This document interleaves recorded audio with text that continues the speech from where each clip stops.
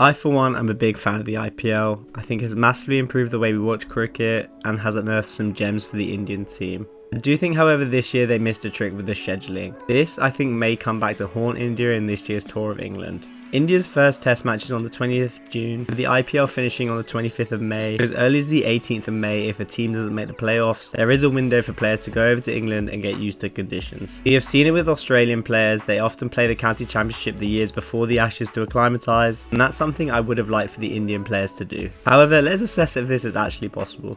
There is only one possible match day where players may be available, as there won't be IPL games before or after that date, and that is the 23rd of May. There will be qualifiers after this, but this option will only be available for players of the teams who don't make the eliminators or the finals. Realistically, I think it will be hard for players to get one game deals, and on top of that they'll have played an intense IPL and may not want to immediately play more cricket, so may opt to rest for a bit. This is where I think the BCCI should have had more foresight. They knew this was happening and they should have potentially allowed the IPL to have a shorter window. Players can acclimatise to the English conditions in the county game. I do understand there are other commercial factors at play and the BCCI have to make sure the IPL gets played as that's their cash cow, but Indian fans care about test cricket, so they should make sure we're best prepared to win.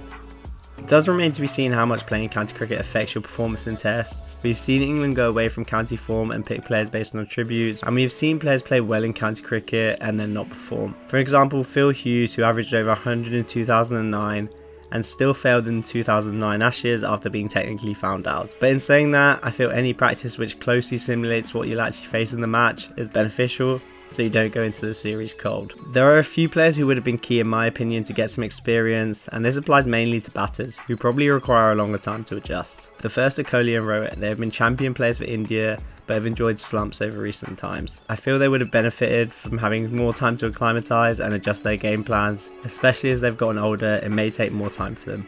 The second is Shubman Gill. The Prince has had a middling start to test cricket and has been making a few technical tweaks this IPL. I feel like he needs to have a big series to show off his ability to play abroad, as he hasn't shown that yet. He has played county cricket before and done well, but given it's such a big series, I feel like he should try and prioritise this and get as much practice in as possible. Next is Jaiswal. He scored 100 in Australia, but England is a different kettle of fish and tests you most as an opener. You feel a look in on a few seaming pitches would again help him determine and finalise his plans as the opener. And lastly, I think Karan Nair. This man has a chance, especially with some big scores. He would have been in with a big shout of playing for India. And given his great form over the past few years, including county stints, he's someone who has the potential to be a test quality player and really help that lower middle order out where they've failed in the past. But do you think these players should try and get more county experience before the series? And do you think the BCCI management made a mistake? Thanks for watching.